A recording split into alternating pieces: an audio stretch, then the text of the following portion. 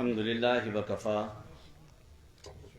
وسلام على عباده الذين اصطفى أما بعد باب قول الله ونضع الموازين القسط ليوم القيامة وأن أعمال بني آدم وقولهم يوزن وأن أعمال بني آدم وأقوالهم توزن. وقال مجاهد القسطاس العدل برومية ويقال القسط مصدر المقسط وهو العادل وأما القاسط وهو الجائر. وبسند متصل منا إلى أمير المؤمنين في الحديث محمد بن إسماعيل البخاري قال حدثنا أحمد بن أشكاب قال حدثنا محمد بن فضيل عن عمارة بن القعقاع عن أبي زرع عن أبي هريرة رضي الله تعالى عنه قال قال النبي صلی اللہ علیہ وسلم کلمتان. یہ جو حدیث کے الفاظ آ رہے ہیں آپ حضرات بھی ہمارے ساتھ ہم سارے شریک ہو جائیں تو کئی سارے واسطوں کے ساتھ ہم بھی جناب رسول اللہ صلی اللہ علیہ وسلم کے شاگردوں میں شمار ہو جائیں گے. کلمتان حبیبتان للرحمن خفیفتان علی اللسان ثقیلتان فی المیزان سبحان اللہ وبحمدہ سبحان اللہ العظیم. اللہم صلی علی سیدنا و مولانا محمد وعلی آل سیدنا و مولانا محمد وبارک وسلم. اللہم صلی علی سیدنا و مولانا محمد وعلی آل سیدنا و مولانا محمد کما تحب و ترضى بكل ذرة الف الف مرہ. اللہم صلی علی سیدنا و مولانا محمد وعلى آل سیدنا و مولانا محمد کما ینبغی ان یصلی علیہ. عزیز طلبہ، گرامی قدر سامعین، میری ماں اور بہنوں، آج ہم اپنے اس جامعہ میں ایک بڑی مقدس اور مبارک نسبت کے ساتھ جمع ہیں.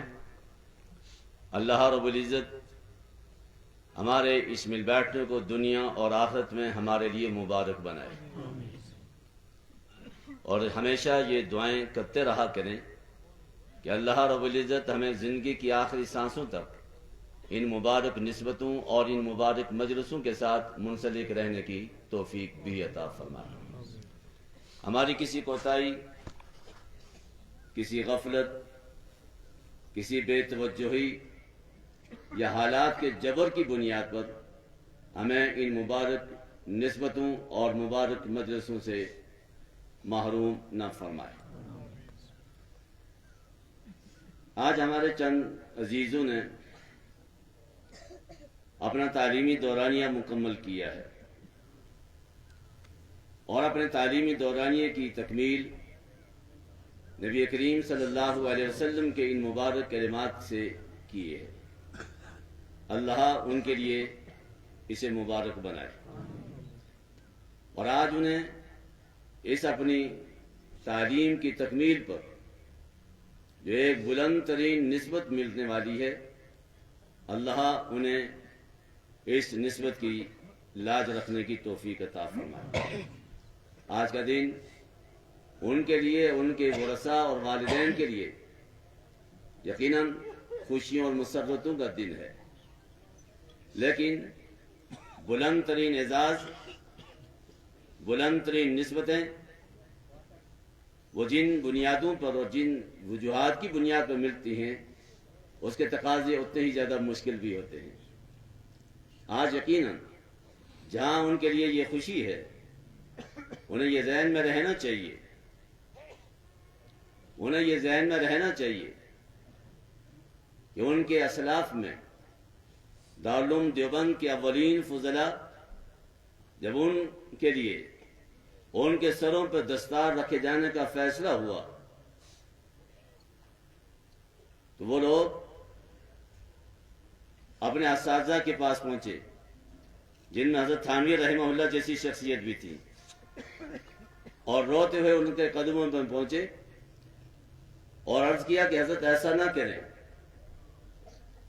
آج ان بڑے مجمع کے سامنے آپ ہمیں جو اعزاز دینے چلے ہیں کہیں اس کی وجہ سے دارالعلوم دیوبند کو ان کی بدنامی نہ ہو ہماری وجہ سے.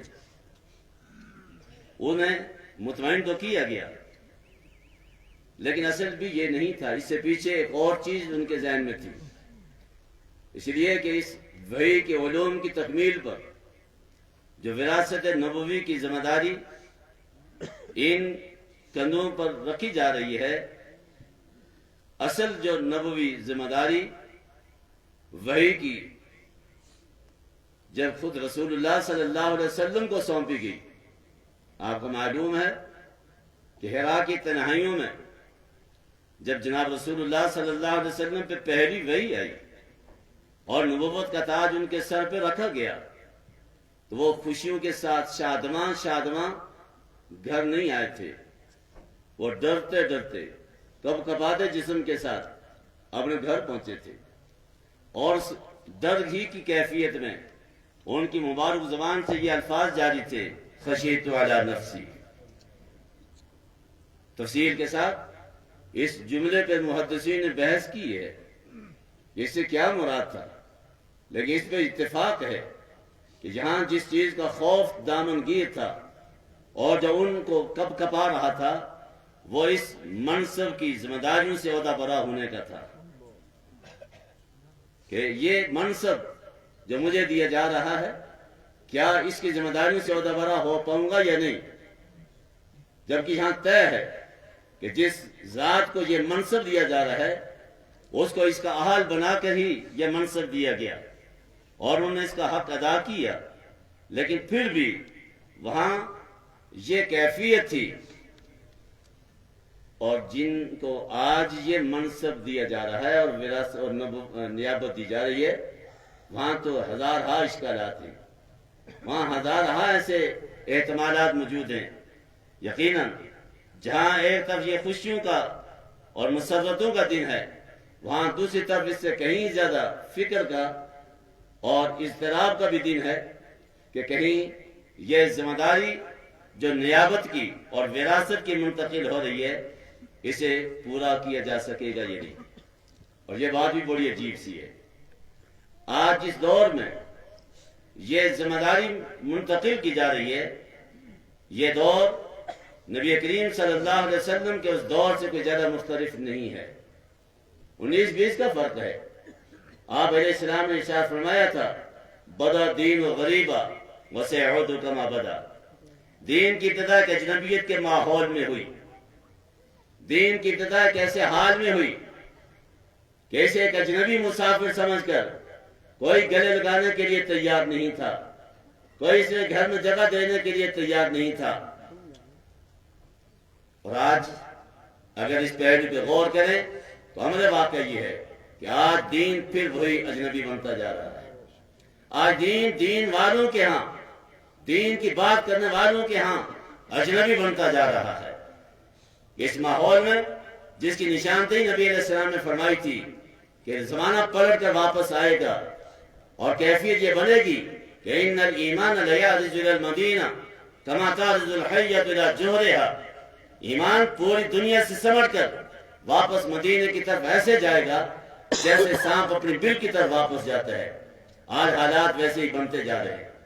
آج دین والوں کے ہاں بیگانہ ہو رہا ہے.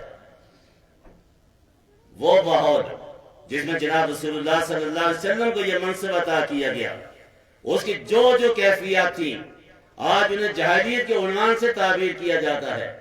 قرآن نے اسے جاہلیت اولا کہا ہے، لیکن آج کی روشن خیالی وہ حقیقت میں وہی جاہلیت اولا ہے. یہ روشن خیالی نہیں، یہ خیالی روشنی ہے جس نے جاہلیت کے اندھیروں کو بھی مات دے رکھی ہے. وہ تمام خرافات اور تمام وہ سوچیں جو اس وقت عملی طور پر جناب رسول اللہ صلی اللہ علیہ وسلم کے مبارک زمانے میں تھیں، آج وہ نئے انداز سے وہ سارے دنیا میں نئے سرے سے ہمارے سامنے آ رہی ہیں. ایسے حالات میں نبوت کی، نیابت کی اور وراثت کی یہ ذمہ داری جن کی طرف منتقل ہوتے ہونے جا رہی ہے، وہ خوشیوں سے کہیں زیادہ فکر کا تقاضا کرتی ہے. اسی لیے حق بنتا ہے کہ آج کے ماحول میں اور آج کے اس دن میں اللہ کی طرف متوجہ ہو کر اس نسبت کی لاج رکھنے کے لیے اللہ سے دعا کرتے رہیں. اللہ ہمیں اس نسبت کی لاج رکھنے کی توفیق عطا فرمائے اور اس کے جو تقاضے ہیں انہیں پورا کرنے کی توفیق عطا فرمائے۔ آج اس حوالے سے جو وراثت و نیابت کی ذمہ داری سونپی جا رہی ہے، یہ زمانے کی قیادت کی ہے، رفاقت کی نہیں ہے۔ زمانے کے ساتھ چلنا نہیں ہے، اس کی قیادت کرنی ہے اور دین کی روشنی میں کرنی ہے۔ اور اس قیادت کے لیے وہی سابقہ نبی کریم صلی اللہ علیہ وسلم کے زمانے کا انداز وہ اختیار کرنا ہوگا۔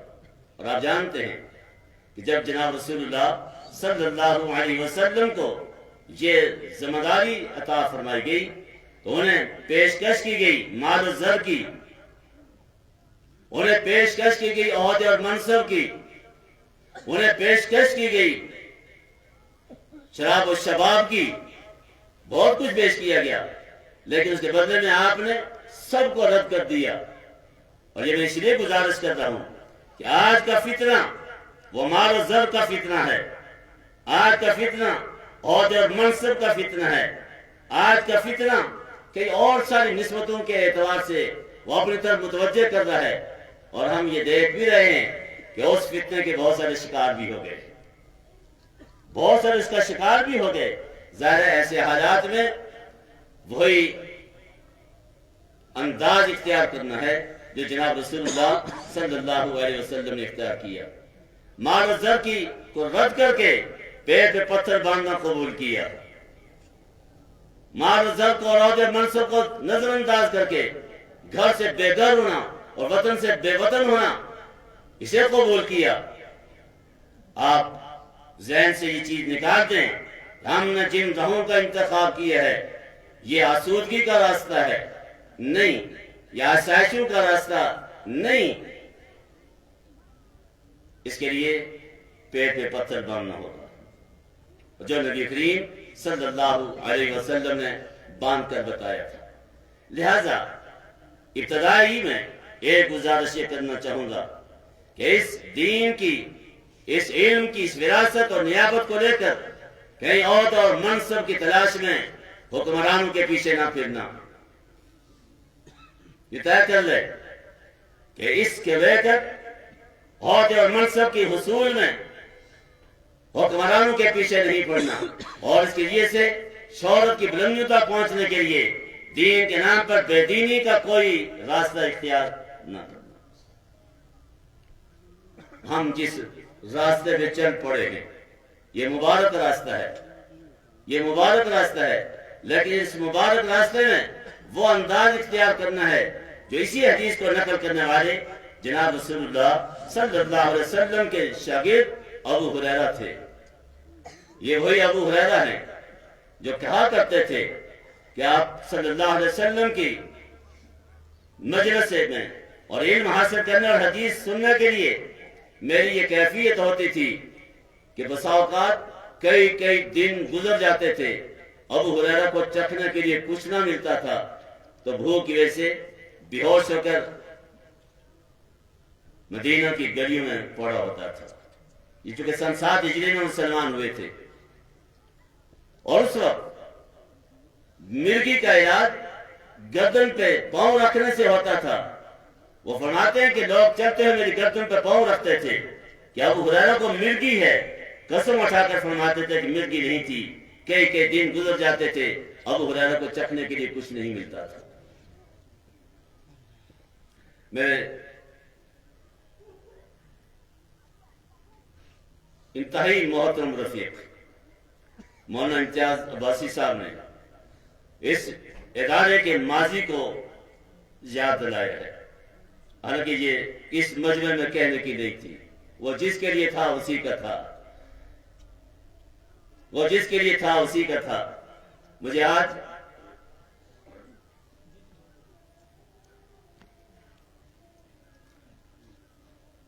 میرے مہربان اور میرے محسن مولانا عبدالحی صاحب انتہائی شدت کے ساتھ یاد آ رہے ہیں۔ یہ بہاریں جو میں اور آپ آج دیکھ رہے ہیں، ان بہاروں کے پیچھے اس نے کیا کچھ کیا ہے اللہ کی قسم اس کا تصور نہیں کیا جا سکتا۔ یہ بہاریں دین کی یہ بہاریں ویسے ہی نہیں ہیں. اس کے مالی نے بڑی مشکلات بڑی مجاہدوں کے ساتھ یہ باغ سینچا تھا. میرے اساتذہ اللہ انہیں جزائے خیر عطا فرمائے، کوئی شک نہیں، بہت اچھی طرح جانتا ہوں. 33-34 سال کا طویل دورانیہ اس کا لمحہ لمحہ میرے سامنے ہے. مجھے اپنے رفقا کے مجاہد اچھی طرح یاد ہیں، معلوم ہیں. انہی کے نہیں، مجھے ان کے گھر والے بچوں کے مجاہد یاد ہیں جن کا مولانا امتیاز صاحب نے تذکرہ کیا ہے کہ میرے اساتذہ نے اپنے بچوں کو دانے بھون کر کھلائے، واقعتاً کھلائے ہیں. آج جو بہاریں ہم دیکھ رہے ہیں اور خوش ہو رہے ہیں یہ ویسے ہی نہیں ہے. یقیناً اس کے پیچھے مولانا عبدالعزیز صاحب رحمہ اللہ ہمارے یہ رفقا ان کا ایک طویل مجاہدہ ہے جس کا اس وقت ہم نے کسی سے تذکرہ نہیں کیا. آج میں معلوم انہوں نے کیسے اس کو یاد دلا دیا. اللہ ان سب کو جزائے خیر عطا فرمائے. اللہ ان سبھی کو جزائے خیر عطا فرمائے. جو زندہ ہیں اللہ ان کی عزتوں میں اضافہ فرمائے، اور جو اللہ کے ہاں پہنچ چکے ہیں اللہ انہیں اور سب بلندیاں عطا فرمائے. جن لوگوں نے سب قربانیاں دی ہیں ایک طویل فرشتہ ان کی، یقیناً اللہ کسی کی نیکی کو ضائع نہیں کرتا. ان اللہ لا یضیع اجر المحسنین، اللہ یقیناً ان کو نواز رہا ہوگا. میں اپنے عزیزوں سے کہہ رہا تھا یہ صحابی ابو ہریرہ اس کیفیت کے ساتھ انہوں نے یہ حدیث پڑھی ہے، مجھ تک اور آج تک آپ تک پہنچائی ہے. اور شاید امام بخاری رحمہ اللہ نے امام ابو ہریرہ رضی اللہ تعالیٰ عنہ کی یہ روایت آخر میں لا کر ہمارے ان طلباء کو اور ان ساتھیوں کو اسی طرح متوجہ کی ہے کہ یہ راستہ اس انداز سے آگے بڑھنے کا ہے. لہذا خوشیاں، آسائشیں اور عیش و تناؤ یہ تمہارا اور نہ بچھونا نہیں ہے. تمہارے لیے تمہارے نبی صلی اللہ علیہ وسلم کی زندگی وہ اصل نمونہ ہے. میں اپنے انتہائی محسن مہربان حضرت مولانا امجد خان صاحب کو یہاں تشریف آوری پہ دل کی عطا گرمی سے ان کو شکریہ.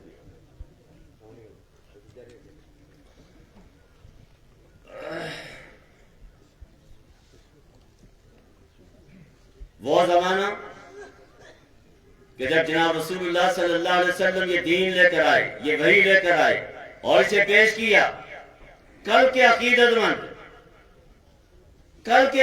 مند صادق اور امین کا نعرہ لگانے والے آج پتھر اٹھائے ہوئے نظر آتے ہیں، جن کی زبانوں پہ سرور عالم صلی اللہ علیہ وسلم کے لیے صادق اور امین کے القاب تھے. یہ وہ وحی ہے، یہ وہ دین ہے اور یہ وہ حق کا پیغام ہے کہ جب اسے سامنے پیش کیا تو کل تک صادق اور امین کہنے والے آج ہاتھوں میں پتھر اٹھائے مار رہے ہیں.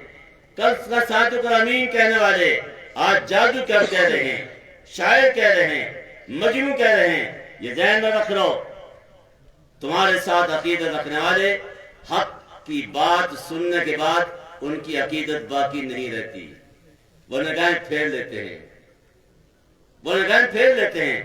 وہ منظر بھی شاید دیکھنا پڑے جو بلال کے ساتھ ہوا تھا جب وہ مکہ کی گلیوں میں سے گھسیٹا جا رہا تھا. لیکن کرنا وہ ہے جو بلال نے کیا تھا کہ وہ زخم سہ رہے ہیں، وہ تکلیفیں برداشت کر رہے ہیں، لیکن زبان پر اللہ کا نام اور اس کی کبریائی کا نغمہ ہے. اور اسی لیے اگر کسی نے کہا تو صحیح کہا ہوگا، گویا وہ زبان حال سے یوں کہہ رہے تھے کہ زخم بھی کھاتا جاتا ہوں اور قاتل سے بھی کہتا جاتا ہوں. زخم بھی کھاتا جاتا ہوں اور قاتل سے بھی کہتا جاتا ہوں، تو ہی نہ دست و بازو کی وہ وار جو بھرپور گئیں اور مارو. آنے والا منظر جس تیزی کے ساتھ تبدیل ہوتا جا رہا ہے مجھے نظر آ رہا ہے ہم واپس مکہ کی فضاؤں میں جا رہے ہیں، ہم واپس مدینہ کی ان فضاؤں میں جا رہے ہیں. لہذا اس وراثت نبوی کی اس ذمہ داری کو پورا کرنے کے لیے وہی تمہارے لیے نمونہ ہے. انہی کی زندگی کو اپنے سامنے رکھنا. آج ہم مشکل ترین حالات سے دو چار ہو رہے ہیں. پوری دنیا اس دو تہذیبوں کی لپیٹ میں ہے. دو تہذیبیں آمنے سامنے ہیں، ایک اسلام ہے، اس کی تہذیب کو مٹانے کے لیے باقی ساری تہذیبیں وہ ایک جگہ جمع ہو چکی ہیں۔ بہت پہلے مولانا شمس الحق افغانی رحمہ اللہ نے آج سے غالباً 60-65 سال پہلے علماء کے اجتماع سے خطاب کرتے ہوئے فرمایا تھا، آنے والا دور وہ اسلام اور مغربیت کے کشمکش کا ہے۔ آج باقی تمام مذاہب مغربیت کی پشت میں کھڑے ہیں اور وہ اپنے پورے قوت کے ساتھ اور اپنے تمام تر اسباب کے ساتھ اسلام کی تہذیب کو مٹانے کے لیے عملاً میدان میں آ چکے ہیں۔ ایسی صورتحال میں ہمیں بہت گہرائی کے ساتھ اپنے دین کا گہرا مطالعہ کرنا ہے، بہت گہرائی کے ساتھ اس مخالف تہذیب کو اور اس کے وار کو جس انداز سے وہ وار کر رہی ہے اسے سمجھنا ہے اور اپنے اس اسلام کا دفاع کرنا ہے۔ یہ آسان کام نہیں ہے، اس کے لیے بہت کچھ کرنا ہوگا۔ ایسے حالات میں یقیناً ہمارے نئے یہ طلبہ جنہیں یہ ذمہ داری سونپی جا رہی ہے انہیں بڑی احتیاط کے ساتھ اپنی ذمہ داری کو پورا کرنا ہوگا۔ میری دعا ہے کہ اللہ انہیں علم کی اس نسبت کی حقیقت نصیب فرمائے۔ کہنے والے کہتے ہیں اور بڑوں نے کہا ہے، علم دو چیزیں اگر اسے حاصل ہو جائے تو وہ علم ہے۔ ایک علم سے اللہ کا ڈر مل جائے اور ایک اس علم سے اللہ کا ڈر مل جائے۔ اللہ کا ڈر مل جائے اور اللہ کا ڈر مل جائے تو علم ہے، اور جس کے لیے سے اللہ کا ڈر نہ ملے اور جس کے لیے سے اللہ کا ڈر نہ ملے وہ علم نہیں کوئی اور چیز ہے۔ اللہ کرے وہی کے علوم حاصل کرنے والے انہیں یہ صفت مل جائے، ایک اللہ کا ڈر اور ایک اللہ کا ڈر۔ اللہ کا ڈر اس کی محبت دیتا ہے اور اللہ کا ڈر اس کا خوف دیتا ہے، اور اسی محبت اور خوف کے درمیان کی کیفیت خشیت کہلاتی ہے، جو علماء کا وصف ہے، انما یخشی اللہ من عبادہ العلماء۔ خشیت یہ محبت اور خوف کے درمیان کی کیفیت ہے۔ ایک طرف اللہ کی محبت ہو جس کے عوامر پر اور اس کے احکامات پر خوشی خوشی تیار کرے، اور ایک اللہ کا ڈر ہو جس سے اس کی نافرمانی سے انسان بچنے کی کوشش کرے۔ یہ دو چیزیں اللہ کرے ہمارے ان عزیزوں کو یہ دونوں چیزیں حاصل ہو جائیں۔ علم یہ اپنے ساتھ تکبر لے کر آتا ہے، بڑائی لے کر آتا ہے۔ جس کے پاس کچھ نہیں وہ کیا تکبر کرے گا؟ یہ علم جب آتا ہے تو اس کے ساتھ بڑائی آتی ہے، میں آتی ہے، اور یہی میں اس کے لیے سم میں قاتل ہے، زہر ہے۔ آپ کے نبی صلی اللہ علیہ وسلم اور کی زندگی وہ بتلا رہی ہے کہ اس کائنات میں اللہ کے بعد سب سے بڑے وہ عالم و علم والے، اور آپ نے خود بھی ارشاد فرمایا انا عالمکم واتقاکم، لیکن اس کے باوجود تواضع انتہائی درجے کی۔ کہنے والے کہتے ہیں کہ جناب رسول اللہ صلی اللہ علیہ وسلم کو دیکھ کر اور ان کی تواضع کو دیکھ کر ترس آیا کرتا تھا۔ یہ دلیل ہے اس بات کی کہ جس کے اندر علم آئے گا اس کے اندر تواضع بھی آئے گی۔ جو علم آتا ہے تو تواضع آتی ہے۔ ایک اور چیز جو آج ہمیں دھوکہ دے رہی ہے وہ یہ کہ ہم معلومات کو علم سمجھ بیٹھے ہیں۔ میرے بھائی معلومات اور چیز ہیں، علم اور چیز ہے۔ معلومات باہر سے اندر آتی ہیں، علم اندر سے باہر آیا کرتا ہے۔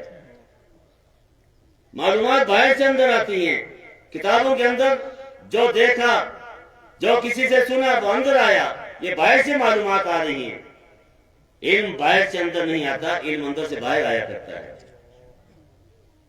باہر سے اندر آنے والی چیزیں یہ ابھارتی ہیں، یہ تکبر لاتی ہیں، لیکن اندر سے جب علم باہر آتا ہے تو یہ تکبر نہیں، وہ عاجزی لاتا ہے۔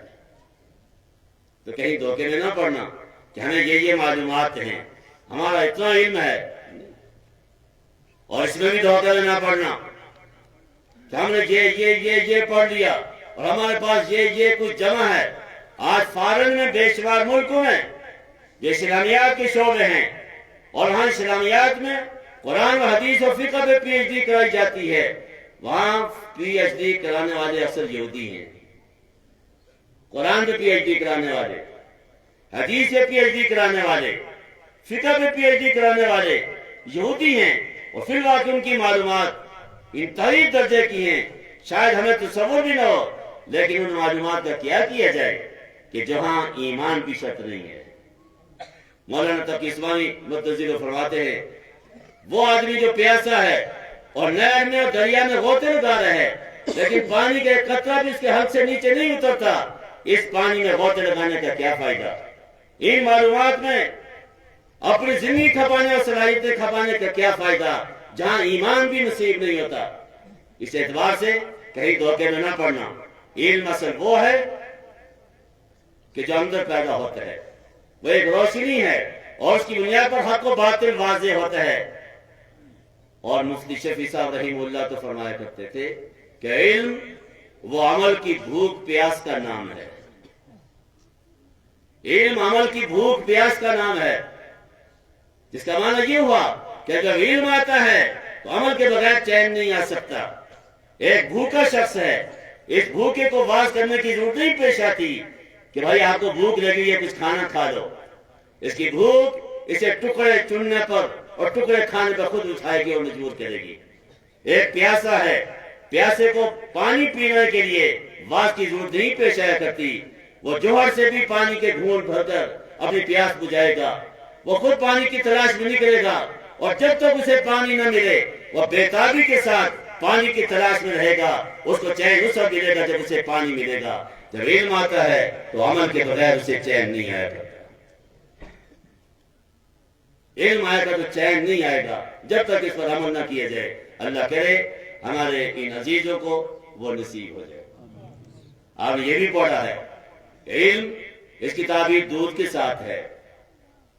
کوئی شخص اگر خواب میں دیکھے میں دودھ پی رہا ہوں پلا رہا ہوں، یہ علم کا کام کرے گا، یہ علم کام کرنے والا ہے۔ اور دودھ کی تعبیر اس لیے ہے کہ بھائی دودھ ہر ایک کے لیے مفید ہے، بچے کے لیے بھی، جوان کے لیے بھی، بوڑھے کے لیے بھی، بیمار کے لیے بھی، تندرست کے لیے بھی۔ جس کو جو چیز بنانی ہو دودھ سے، لسی کی ضرورت ہے اسی سے لسی بنا کر پیئے، مکھن کی ضرورت ہے اسی سے مکھن نکال کر استعمال کرے، دودھ کی گھی کی ضرورت ہے اسی سے گھی نکال کر وہ استعمال کرے۔ جس کا معنی ہے کہ دودھ کے اندر یہ جامعیت ہے، علم کے اندر بھی یہ جامعیت ہوتی ہے۔ کس کے ساتھ کس انداز سے بات کرنی ہے، یہ علم کے دودھ کی خاصیت ہے، وہ اس کو وہاں اس انداز سے بات کرنے کے لیے تیار کرے گا۔ کس طبقے کے ساتھ کیسے رویہ رکھنا ہے، یہ دودھ کی کیفیت، علم کی کیفیت، یہ اسے بتائے گی کہ اس موقع پر اس کے ساتھ یہ رویہ اختیار کرنا ہے۔ ہاں اسی دودھ سے نکلنے والی چند چیزیں ہیں، لیکن وہ اپنی اپنی جگہ استعمال ہوتی ہیں، وہ دودھ کی جگہ استعمال۔ دودھ سے لسی بن جائے، لسی سے چائے نہیں بنتی۔ دودھ سے مکھن نکالیں، مکھن سے چائے نہیں بنتی۔ دودھ سے گھی نکالیں، گھی دودھ کی بنسبت زیادہ قیمتی ہے، لیکن اس گھی سے مخصوص فائدے اٹھا سکتے ہیں، دودھ والے سارے فائدے۔ لہذا دین کے جتنے بھی شعبے ہیں اور جتنے بھی مشاغل ہیں، جہاں جہاں بھی ضرورت پڑتی ہے وہ علم کے ذریعے سے جو ہوگی، اس کے کسی ایک شعبے کو لے کر وہ سارا دین کا کام نہیں ہو سکتا۔ اس لیے اس اجتماعیت کو سامنے رکھنی ہے۔ اور یہ بات بھی میں گزارش جو کرنا چاہ ہوں، آنے والا وقت خیر کا نہیں ہے۔ نبی علیہ السلام کی پیشن گوئیاں ایک ایک کر کے سامنے آ رہی ہیں۔ اب بڑی بڑی چند پیشن گوئیوں کے علاوہ باقی ساری چیزیں سامنے آ چکی ہیں۔ آنے والے وقت میں بہت احتیاط کے ساتھ آگے بڑھنا ہے، اور جس کو تو بہرحال مرموز رکھنا ہے۔ اب آپ وہ نہیں جو پہلے تھے، پہلے کسی کے بیٹے تھے، کسی کے بھتیجے بھانجے تھے، آپ پہلے کسی ایک گھر کے کسی ایک خاندان کے تھے، اب آپ نبی کے وارث بن رہے ہیں، اور نبی کا وارث نبی کی طرح کسی ایک کا نہیں ہوتا، وہ سب کا ہوتا ہے۔ نبی سب کا، نبی عالم کا، سب نبی کے۔ اب نبی کا وارث بھی وہ اپنی ذات کا نہیں، اپنے گھر کا نہیں، اپنے خاندان کا نہیں، اپنی برادری کا نہیں، یہ سب کا ہے، سب اس کے ہیں۔ اس عالم کا کوئی بیگانہ نہیں، سارے اس کے ہیں، لیکن کسی کے ساتھ بھی بیگانگی کا سلوک نہیں۔ آپ کو یہ ذہن میں ہوگا کہ جناب رسول اللہ صلی اللہ علیہ وسلم کا مزاج پتھر مارنے والوں کو بدلے میں پتھر نہیں، گالیاں دینے والوں کو بدلے میں گالیاں نہیں، بلکہ جن سے صبح دن کو پتھر کھائے ہیں، رات کی تنہائیوں میں جب پتھر مارنے والے میٹھی نیند سو رہے ہیں، یہ نبی ان کا نام دے کر ان کے لیے اللہ سے ہدایت کی دعا مانگ رہا ہے، اور اس کیفیت کے ساتھ مانگ رہا ہے، اور اس طلب کے ساتھ مانگ رہا ہے کہ قرآن ان کو مخاطب کر کے یہ کہتے ہیں لعلک باخع نفسک علی آثارہم ان لم یؤمنوا بہذا الحدیث اسفا، کیا آپ ان کے لیے اپنے آپ کو پگھلا دیں گے؟ اور یہ دین کو ان کے بے محنت، رات کو ان کے لیے اللہ سے ہدایت مانگنا، لیکن ذہن میں یہ کہ میں ان سے کوئی چیز نہیں لیتا، لا اسألکم علیہ اجرا ان اجری الا علی اللہ۔ آج پھر زمانہ پلٹ کر اس طرف آ رہا ہے، نبی کریم صلی اللہ علیہ وسلم کا وہ مبارک زمانہ آج بھی ہمیں اس طرح متوجہ کر رہا ہے کہ ہم اپنی مزاج کو نبوی مزاج پہ لائیں، نبوی مزاج پہ لائیں۔ باقی میرا عہدہ کیا تو میرے محسن، ہمارے سبھی کے محسن مولانا عبدالرحیم صاحب نے بہت اچھی انداز سے اس طرح متوجہ کی ہے، وہ پالنے والا وہ پالتا ہے اور بڑی عزتوں کے ساتھ پالتا ہے، بڑی عزتوں کے ساتھ پالتا ہے۔ اور میں اکثر دوستوں سے کہتا بھی رہتا ہوں، بھائی پہلی وحی کی پہلی آیت نے دین کا کام کرنے والوں کو روزگار اور مالی معاملات کے حوالے سے مستغنی کر دیا ہے۔ اقرأ باسم ربک الذی خلق، اس پہلی آیت میں اللہ نے اپنی دو صفتوں کا تذکرہ کیا ہے، ایک پیدا کرنے کا تذکرہ، ایک پالنے کا تذکرہ، لیکن عجیب یہ کہ پالنے کا تذکرہ پہلے کیا ہے، پیدا کرنے کا تذکرہ بعد میں کیا ہے۔ رب کا تذکرہ پہلے کیا، خلق کا تذکرہ بعد میں کیا، حالانکہ پیدائش پہلے ہوتی ہے، پالنا بعد میں ہوتا ہے، لیکن دو صفتوں میں اللہ نے اپنے پیدا کرنے کی صفت کو بعد میں ذکر کیا، پالنے کی صفت کو پہلے ذکر کر کے پیغام دیا کہ جس اللہ نے جس کو پیدا کیا ہے اس کا پالنے کا پہلے سے انتظام کر رکھا ہے، اسے پالنے کے حوالے سے، پرورش کے حوالے سے کوئی پریشان نہیں ہونا چاہیے۔ اور اللہ کی قسم یہ طے ہے، 14 صدیاں بیت گئی ہیں، ان 14 صدیوں میں دین کا کام کرنے والا اخلاص کے ساتھ اسے کبھی ذلت کا سامنا نہیں ہوا، اور یہ گواہ ہے تاریخ کہ دین کے کام کرنے والوں میں سے کسی نے آج تک معاشی معاملات سے پریشان ہو کر خودکشی نہیں کی ہے۔ الحمدللہ اللہ نے اپنے دین کے ساتھ جڑنے والوں کو دنیا میں اعزاز بخشا ہے، یہ اعزاز آپ کا بھی انتظار کر رہا ہے۔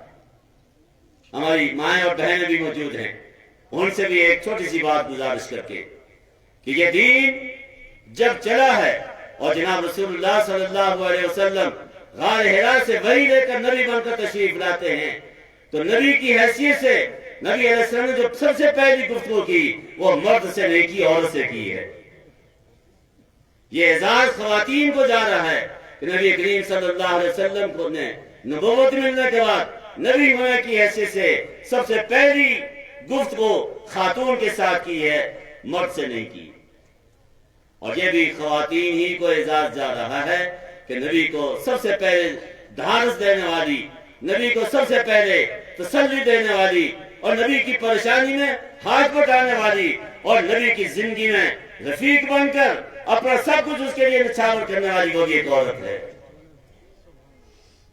اس اعتبار سے آج کی خواتین اگر اس پہلی خاتون جس کے ساتھ نبی کریم صلی اللہ علیہ وسلم نے براہ راست بات کی تھی اس کے زندگی کو اپنا نمونہ بنا لے تو انشاءاللہ جو اعزاز اللہ نے اس خاتون کو عطا کیا تھا اللہ آج کی خاتون کو بھی یہ اعزاز عطا فرمائے گی۔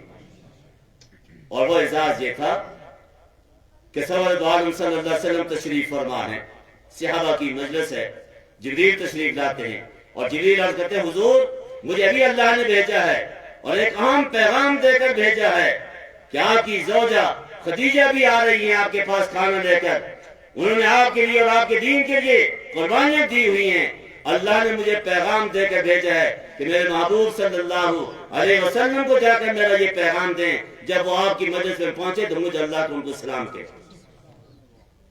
اور ساتھ یہ بھی عرض کیا کہ حضور جب انہیں آپ اللہ کا یہ سلام پہنچائیں گے تو مجھ جبریل کا بھی انہیں سلام پہنچائیں۔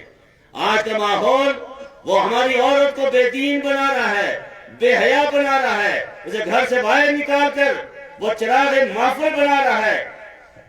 میری بہن، آج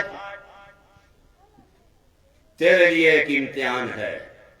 اگر واپس پلٹ کر اپنے نبی کی دہلیز پہ آ جائے اور اپنے نبی کی بیٹی فاطمہ کی زندگی کو اپنا نمونہ بنا لے تو آج پھر تجھے وہ اعزاز ملنے کا انتظار کر رہا ہے جس کو اللہ نے تیرے لیے مقدر کر رکھا ہے۔ دنیا کی آسائشیں اور یہ دنیا کی رنگ و روغن اور یہ دنیا کی اس طرح کی جو چیزیں ہمارے سامنے ہیں جو ہمیں دین سے دور کر کے بے حیا بنا رہی ہیں، ان کا چھوڑ کر اللہ کے نبی کی زندگی کو اور ان کے گھر کی زندگی کو اپنی زندگی بنا کر اپنے گھر کے ماحول کو نبوی معاشرت میں لے آؤ گی تو انشاءاللہ مردوں کو آپ کی سے جو تبدیلی آئے گی اس میں بھی آپ کا ایک بڑا حصہ ہوگا۔ آج آپ پیغام سن رہی ہیں اور ہمارے مہمان وہ تفصیل کے ساتھ بات کریں گے۔ اس پہلو پر بھی میری آپ سے بھی گزارش ہوگی کہ آج کے اس پیغام کو اپنے گھر کے اندر دین کے پھیلانے کے لیے اور دینی ماحول بنانے کے لیے آپ اس کو ذریعے کے طور پر لیں۔ اللہ آپ کو بھی اور ہمیں بھی دین کے ساتھ نسبتیں بھی نصیب فرمائے اور دین کے جو تقاضے ہیں انہیں پورا کرنے کی توفیق بھی عطا فرمائے۔ امام بخاری رحمہ اللہ نے اپنی کتاب کا آغاز وحی سے کر کے آج کے دور کے حوالے سے ایک پیغام دی ہے۔ اس سے جو دو تہذیبیں ہمارے سامنے ہیں، ایک وحی پہ مبنی ہے، ایک عقل پہ مبنی ہے۔ امام بخاری نے بتلایا ہے کہ انسانوں کی کامیابی کی بنیاد وہ زندگی ہے جو وحی پہ ہو۔ اللہ ہمیں بھی قدم قدم پر وحی کی تعلیمات کو سامنے رکھ کر زندگی گزارنے کی توفیق عطا فرمائے۔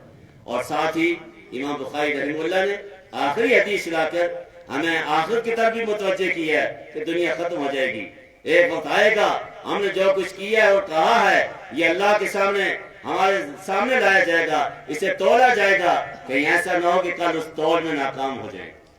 لہذا اخلاص کے ساتھ زندگی کے ایک ایک قدم اٹھائیں، اور اگر اخلاص کے ساتھ تھوڑا سا بھی عمل ہوگا وہ وزنی بن جائے گا۔ نبی علیہ السلام نے فرمایا تھا کہ میرے صحابہ کا ایک مٹھی جو اللہ کے راستے میں خرچ کرنا آج جتنے سونے کو خرچ کرنے سے بھی زیادہ افضل ہے، اس لیے کہ جو اخلاص صحابہ کو اللہ نے دیا تھا وہ کسی اور کو نہیں مل سکتا۔ پھر اپنے ہر عمل کے اندر اخلاص میں اللہ ہمیں بھی اخلاص کے ساتھ ایک ایک قدم وحی کی روشنی میں اٹھانے کی توفیق عطا فرمائے۔ امام بخاری رحمہ اللہ نے جو اپنی کتاب کا اختتام کیا ہے وہ ان کلمات کے ساتھ کیا ہے جو آپ نے پڑھے ہیں، اور اس میں ایک لفظ سبحان بھی آ رہا ہے، اور یہ بھی آپ نے سنا ہوگا کہ جہاں کہیں کوئی مجلس ہو تو مجلس کے اختتام پر دعا پڑھنی چاہیے، اور وہ یہی سبحان والی دعا ہے۔ سبحانک اللہم و بحمدک نشہد ان لا الہ الا انت نستغفرک ونتوب الیک۔ اسی بنیاد پر آخری حدیث میں بھی امام بخاری رحمہ اللہ نے وہ لفظ لایا ہے جس میں لفظ سبحان آ رہا ہے۔ فرمایا کہ کلمتان ہیں، دو کلمے ہیں، خفیفتان علی اللسان حبیبتان الی الرحمن، رحمان کے ہاں بڑے محبوب ہیں، اور رحمان کے ہاں بڑے محبوب ہیں تو ذہن میں آتا ہے کہ پھر اس کا پورا کرنا کوئی بڑا مشکل ہوگا۔ فرمایا نہیں، پورا کرنا کوئی زیادہ مشکل نہیں۔ خفیفتان علی اللسان، زبان پر ادائیگی میں بہت ہلکے ہیں، اور جب یہ کہا کہ زبان پر ادائیگی میں بہت ہلکے ہیں تو خود اندر ایک خدشہ پیدا ہوا کہ زبان میں ادائیگی میں ہلکے ہیں تو شاید ثواب بھی تھوڑا سا ہوگا، وزن بھی تھوڑا ہوگا۔ فرمایا نہیں، ثقیلتان، وہ میزان عمل پر بڑے وزنی ہوں گے۔ اب ہیں کون سے؟ فرمایا سبحان اللہ و بحمدہ سبحان اللہ العظیم۔ ایک دفعہ ہم دوبارہ مبارک کلمات کو پڑھنے، سبحان اللہ و بحمدہ سبحان اللہ العظیم۔ اللہ رب العزت ہمیں آج کے دور میں آنے والی مشکل ترین آنے والے حالات میں اس دین کے ساتھ جو ہمارا تعلق ہے، اللہ اس کے ناطے ہمیں اپنی ذمہ داریوں کو سمجھنے اور ان کی لاج رکھنے کی توفیق عطا فرمائے۔ اللہ ان اداروں کو جو چھوٹے اور بڑے جہاں بھر میں دنیا بھر میں، اللہ ان کو اور ترقی عطا فرمائے، اور ان کی جو مشکلات ہیں اللہ دور فرمائے، اور ان کی جتنی ضروریات ہیں اللہ اپنے غیبی خزانے سے پورا فرمائے۔ میں اس موقع پر آپ سارے حضرات کا اور خصوصیت کے ساتھ اپنے ادارے کے قرب و جوار میں رہنے والے اپنے پڑوسیوں کا دل کے عطا گہرائی سے شکریہ ادا کرتا ہوں۔ 200-250-300 کے قریب چھوٹے بڑے وہ یہاں رہتے ہیں، اور یقیناً چند بچے اگر کسی گھر میں ہوں تو وہ مشکلات پیدا کر دیتے ہیں، تو جہاں اتنا کچھ ہے تو یقیناً مشکلات ہوتی ہیں۔ ہمارے پڑوسیوں نے ہمارے ساتھ بے پناہ تعاون کی ہے، ہمارے بچوں کی بہت ساری اس طرح کی باتوں کو دیکھنے سننے کے باوجود بھی ہمارے ساتھ پیار اور محبت کا تعلق باقی رکھا ہے، اللہ انہیں بھی اس کی جزائے خیر عطا فرمائے۔ اللہ ہم سب کو دین کے ساتھ منسلک رہنے کی توفیق عطا فرمائے اور اپنی ذمہ داری کو پورا کرنے کی توفیق عطا فرمائے۔ وما علینا